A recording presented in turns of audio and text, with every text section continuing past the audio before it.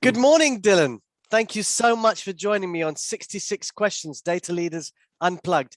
Hey, listen, Dylan, how you doing? Doing well. How about yourself, Samir? I'm all right. I'm all right. It's my afternoon. I know it's your morning. So listen, Dylan, why don't you just tell us a little bit about yourself? Yeah, absolutely. So my name is Dylan Clark. I'm the Associate Vice President of OU Health, which is a 501(c) non-for-profit academic health system based in Oklahoma City, Oklahoma. So Cool. I oversee a team of 26 data professionals and living the dream every single day in the healthcare analytics space and learning as much as we can. That's fantastic. And that's a lot of people that you've got under you. So that's great. I like that. So listen, having 26 people in your team, bringing these people together, how do you set yourself up for your day? Yeah, so I start my day very similar every single day, which is you try to get as much sleep as you can and start the day as late as you can. Oh, So gosh. typically that's starting at like 6:30, 7 a.m. Okay. But typically cold shower, not a cold shower, but a hot shower every single day. Yeah. That's on how I start. Then immediately after that, get breakfast, which typically for me is like a banana and some water. Cool. And I'm off to rock solid start to my day. Oh, nice. Nice. Okay. So listen, as a leader and, as we all are not perfect, what would you say is your biggest weakness? Yeah, so I would say my biggest weakness is from time to time is I'm just a go-getter and I need to Okay. learn how to take a step back Yep. and just let it all take it in. And so sometimes that can be overwhelming for some people. Sure, sure. And on the contrary, then what's your biggest strength, would you say? Yeah, I'm going to say my passion and my enthusiasm for data and analytics, specifically in the healthcare space.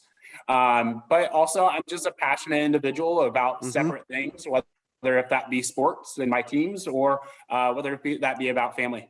Cool. So in the data and analytics space, what would you say is the biggest learning experience you've ever had? Yeah, I would say everyone has a different place that they come from. We each have our own story, and that creates such a unique opportunity that whenever you're creating a team, you need to have those different backgrounds in order to have that successful team. And it's so fascinating about understanding where people come from and what perspective that comes. And it's really that diversity creates for a very strong and wonderful story. Yeah, I think you're absolutely right. And just having that diversity in a team of not just diversity of thought, but of backgrounds of different types of abilities as well. I was speaking to somebody the other day, and they said, "Well, for us, it's really about having, even in the data science team, having philosophers and real art kind of creative people that think against the grain." So I think that's a really, really interesting point. So tell me, when are you best in your day? What's your favorite time of day? Yeah, so I'm going to say my favorite time of day in the workspace, it's definitely going to be first thing in the morning. And the reason being is that's when we start meeting as a team. We meet Monday, Wednesday, Fridays earlier than team. Now, when is my favorite time of day is whenever I get to lock myself away and nerd out and do some coding. Typically that happens at night, but we limit that to once or twice a week. Okay, so you still like to get your hands dirty and get on the code and absolutely. Yeah, cool. What what makes you angry? I mean, you look like a passionate kind of guy, but what are the things that sort of, rub you the wrong way? It's so interesting. I'm going to say the weather makes me upset from time to time. So we have in Oklahoma, it can be like a natural disaster of a state to some extent. We may have tornadoes, ice storms, or just a ton of rain. So it's, for me, having the sunshine out and being able to have the ability to go walk with it not trying to be 100 degrees in the state of Oklahoma, that's preferred. Oh, that's perfect. So what's your best trait? Yeah, I'm going to say I'm well-rounded in the space of analytics, and I'm just well-rounded in just general areas of life. I would say I don't have that one particular thing that and this is my calling. It's just more of, I kind of try to be a pantomime, which is I try to know a little bit about everything. Okay. So then you can be able to walk into a room, and whenever you're hit on something, then you could either speak to that. If not, just sit back and listen and just take it all in. Yeah, it's really cool. So what are you most excited about these days? Yeah, so for me, we were insanely excited about the vaccinations coming out for Mm-hmm. COVID-19. And Mm-hmm. so obviously we've had a little bit of a take back, but for me specifically is the pandemic and the ability to understand on how we optimize the care delivery for our patients specifically, and looking at it that from a healthcare analytics Yeah. perspective. Yeah. And we're now starting to deep dive heavily into the population health space. So, and that's the space that I'm insanely excited about. And I have a fantastic inpatient medical director at our adult hospital in the name of Joanne Skaggs, or Dr. Skaggs. And Uh-huh. it is just her passion and the way that she approaches every day. It's something that drives me. So I guess things have really changed since the pandemic as well for a lot of healthcare providers of just having to, deliver care in different ways. How's that disrupted things in your, in the hospital that you work in, and in, you're in OU? Yeah, it's interesting. I started my very first day at the start of the pandemic, and we grew a That's team crazy. remotely. Yeah.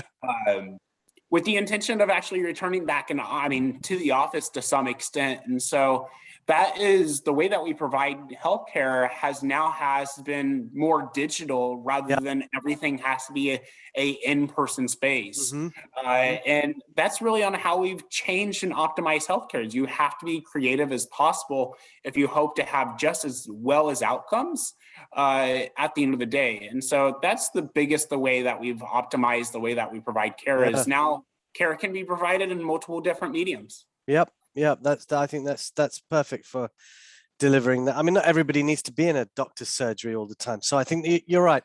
So apart from coding, when are you most inspired? Yeah, I'm going to say I'm probably the most inspired that's a very good question.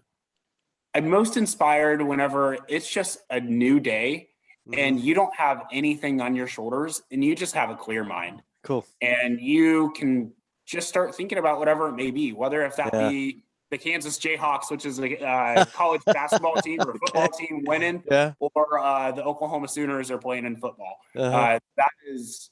That's where I get to nerd out the most, is whenever I get to sit back and enjoy life. That is awesome. I like that. So what makes you smile the most? Yeah, so I'm going to say my wife. Okay. I've been married You'll get now for points for 2 that. years. Thank you. Thank you. So my wife is the one that makes me smile the most. Cool. Cool. That's beautiful. What's the one thing that people don't know about you? Yeah, I ended up in analytics by accident. Uh-huh. I started an internship whenever I got placed in that internship directly in school. It was supposed to be a financial analyst internship position. And the next thing I know is it's a business intelligence analyst internship. And That's completely different. insanely different, insanely different. And the reason I accepted was it paid 50 cents more as an intern in comparison to Oh, a killer wow. position. And that was it. Your career was on its way into the field of analytics. That's perfect. So what makes you feel the most like yourself? Yeah, it's when I'm in the zone. And Mm-hmm. whenever I say I'm in the zone is I'm geeking out about analytics, and whether if that be strategy, whether if that be thinking about data governance, thinking about data visualization, data storytelling. I'm a Pythonista by trade. Uh-huh. That's where I spend a lot of my time. But Yep. it's starting to really take literature. I mean, data literacy and data storytelling is where I find myself the most in that zone right now. Right. Okay. And what about the data storytelling part is really interesting for you? It's the impact of patient care. Mm-hmm. It's the ability to interwove a story to where you're not losing that hook, and that you're being able to bring along that audience and tell that story that what we call makes an intervention, which means that we're changing some practice of care for a better reason, whether if that be a better financial or better operational or a Uh-huh. better, what most importantly, clinical outcome for our patient Yeah. population. Yeah. Fantastic. So what are the three things that you can't live without? Yeah. I'm going to go one, my wife, two, my dogs, and Okay. three is I'm a big foodie. All So right. can't go without food. What kind of food do you like? So from Kansas City, we are huge barbecue fans. Oh, So amazing. amazing barbecue. It's Yeah. the barbecue capital of the world. Sorry, Carolinas, Memphis, and Texas. It's all in Kansas City. It's that's perfect. I love barbecue, so the next time I'm in the States, I'm going to try it. So listen, what's your current TV character obsession? Yeah, so we just finished up a Netflix show called Atypical. Okay. And it is all about this gentleman named Sam. And Sam, um, has a disability, but it's so interesting the way that he goes about his life and goes Uh-huh. about thinking creatively about the thing that he's most passionate about. And it's about penguins that are in Antarctica and this never ending journey on wanting to get to Antarctica and going through these different types of life events to Wow. where he's surrounded with all these different personalities, Yeah. but he's able to break down these barriers and become successful. Cool. I think I'm so Atypical. I think I'm gonna have a look at that. So apart from Atypical, what was the last show you binge watched? Ooh, that. So I'm gonna go. Schitt's Creek was the last one Oh that we yeah. binged, Okay. Yeah, and that that's is just a who. hilarious.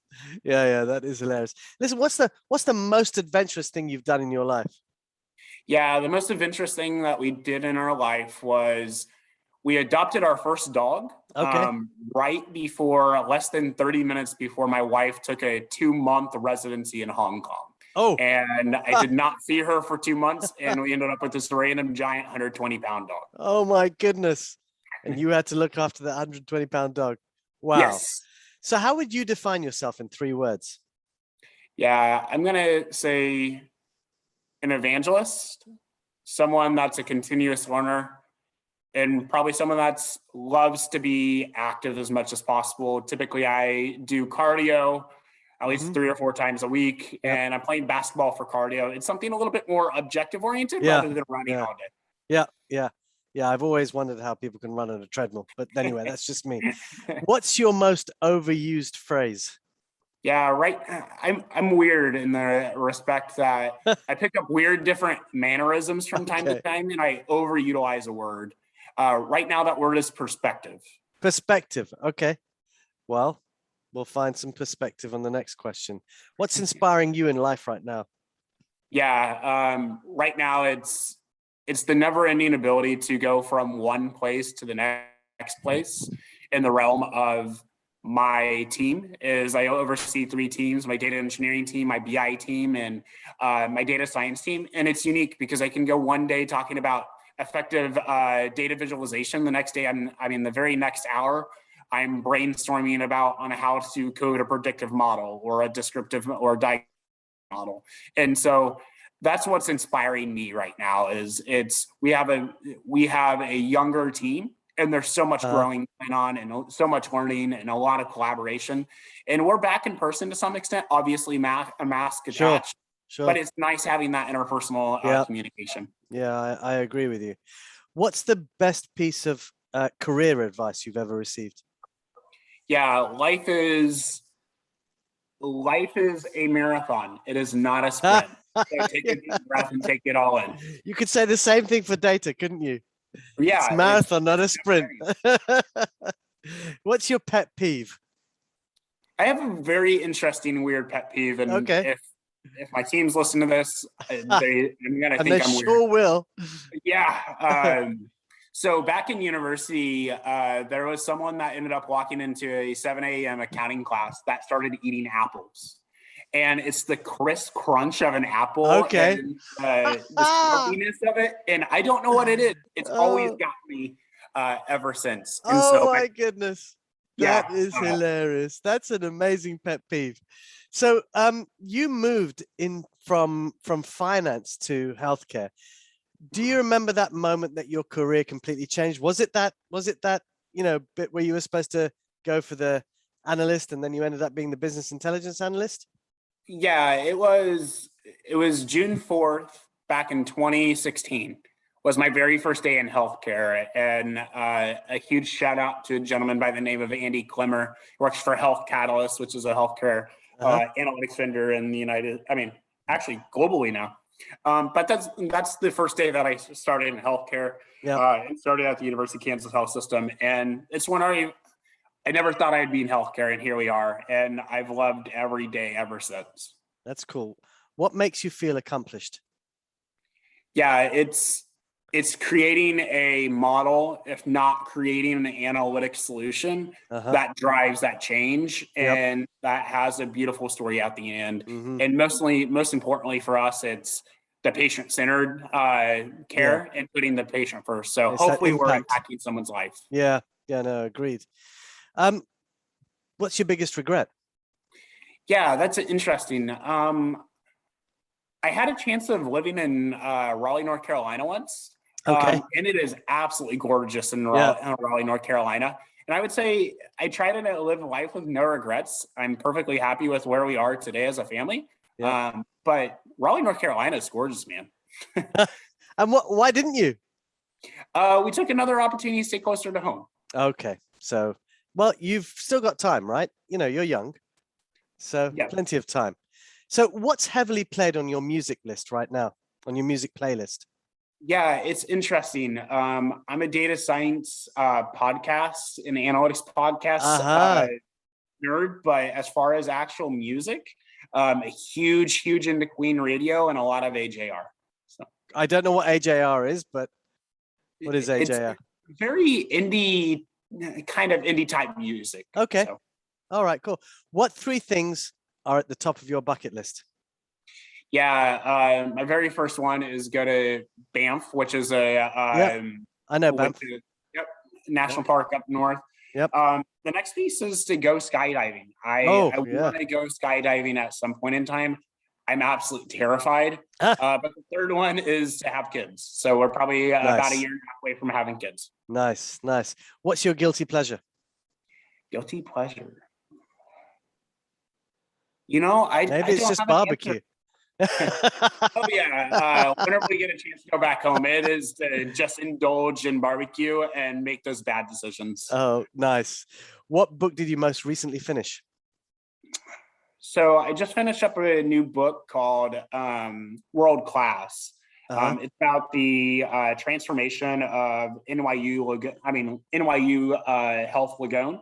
And a huge transformation that they make as part of their care transformation that our chief physician executive turned me on to. Cool. Very similar story that we're going through. Yeah. So a lot of learning from that. If you could go back in time, what would you tell your 16-year-old self? Yeah. Be a continuous learner and listen to people rather than not listen to people. You'll learn so much more. Because at 16 years old, you know everything, right? Oh yeah, exactly. And also chill. That would be the next. Yeah, that's so true. If you could switch lives with one other person for a day, who would it be? Gosh, I'm going to say Barack Obama. Okay. He's just a fantastic individual and a fantastic leader. And I've always thought so highly of him. And so it'd be really, really awesome to potentially even a minute in the life of Barack. Yeah, very cool. What's the one thing that you've always wanted to try, but you've been too scared to do? Yeah, that's an interesting one. I want to say skydiving because I'm terrified of heights. Oh, I see. Okay, that's why you're doing it. That's why it's on your bucket list. Yeah. So you're a data guy. What's the most ridiculous fact that you know?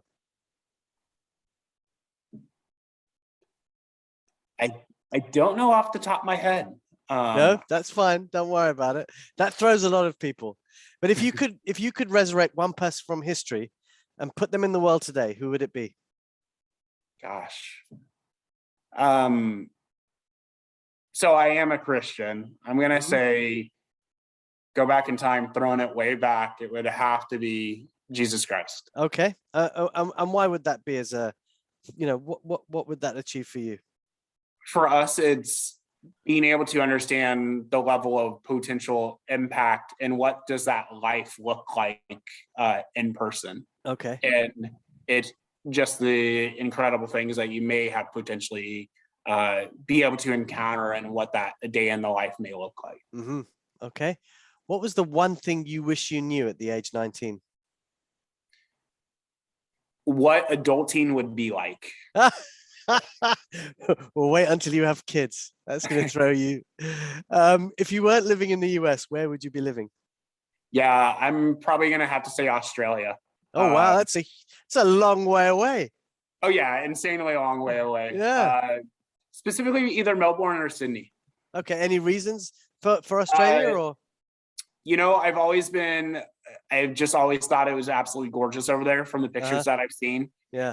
And from what I know, it's sunny every single day. Yep. Obviously, you have to have some form of change. Oh, but, yes. Yeah. Absolutely. It just looks really cool. If you could offer one piece of advice to upcoming data leaders, what would it be? I'm going to say is be a pantomime in the realm of learn a little bit about everything and always ask questions, because no question is a dumb question. Yeah. And always hook yourself up with a mentor that you can look up to, regardless if you know that person personally or not. That is going to help guide you through developing that successful data career. Yeah, those are really good points. Where was the best vacation that you've taken? So it's going to be Glacier National Park up in northern Montana. It's very similar to Banff, but it is insanely peaceful there. Wow. And it's just breathtaking. And whenever you're on a certain part of the map up there, is all your worries go away. It's relaxing. That sounds idyllic. What's one city you've always dreamed of traveling to? Yeah, I'm going to go with Madrid. I've just always been very accustomed to Madrid specifically, even though it's not in Australia. Yeah. And just the culture that is there. And I'm sure they are fantastic. Yeah. What's the best lesson your parents ever taught you? Yeah. That one is very simple for me. And that one comes from my dad, which is don't lose yourself. Don't ever lose who you are. Remember who you are. Yeah. Trust. So. Yeah, it's very, very wise. Very wise. Coffee or tea? I'm not a giant coffee drinker, so I'm gonna have to go with tea. Okay. Any particular kind of tea? I'm gonna go with green tea. Okay. Very healthy. What's a movie that made you cry? That's a hard one. I can't come up with one off the top of my head. Okay, no problem. Who would you say is your biggest inspiration? Yeah, my biggest inspiration, I'm going to say my father, easily. My father is the one that I just consistently look up to. He gives everything that he has every single day for his kids, and for his family, and just truly someone inspirational that I would not be where I am today if not have a lot of things that I have because of him. Yeah, it's very beautiful. What's the one talent you wish you had? I'm gonna say flying, just being able to fly. And while it may seem weird to be want to be like a bird or something, but just being able to see like something high up and decide where you want to go, would be an awesome trait. Okay, so what's the one data trend that you dislike? Data governance. In the realm to where it is insanely hard to implement at an enterprise level. It is. And I'm always one that wants a really, really good challenge, but this idea of an effective data governance platform and also strategy, talking with various other healthcare leaders, has been a trend that a lot of other organizations have failed. And that's the thing that's in front of us right now. And it's a tough one. It is. Yeah. It should be a sort of data governance as you go, maybe. Yeah. That's a good idea, perhaps. So who's your favorite band? Favorite band? I'm going to go with Queen, if not Red Hot Chili Peppers. Ah, I like the Red Hot Chili Peppers as well. Apart from flying, do you have any other superpowers that you wish you had? Any other superpowers? I wish I could run 1,000,000 miles fast so that I could be point A and point B real quick. Wouldn't we? I'd love that. Yeah, then I get barbecue every single day, right? So what's something you don't want to be doing in 10 years' time? I hope Excel is gone. I doubt Ah! it's not. But if I don't have to see another Excel spreadsheet Oh, that's fantastic. in healthcare, Oh so many gosh. dreams. Yeah, I bet there are so many Excel spreadsheets in healthcare. I can just imagine. Looking back on your life, is there anything you would have done differently? I've always thought about potentially going back to medical school Uh-huh. to become a physician, especially whenever we're in a state of mind where in the middle of a pandemic to where we have nursing shortages and physician Yeah. shortages. And Mhm. now that I have lived in the healthcare space for the last several years, going back to medical school would be something that I should have taken a little bit more, maybe a little bit more shadowing before deciding on a major. Yeah. Yeah. And what's the best thing that happened this year? Best thing that happened this year. We just recently bought a house back in July, Oh, so congratulations. that's exciting. We put down some deep roots here in Oklahoma City permanently, and so for us, it's just that's something that's insanely exciting to do, and we're starting to we're in a fantastic area.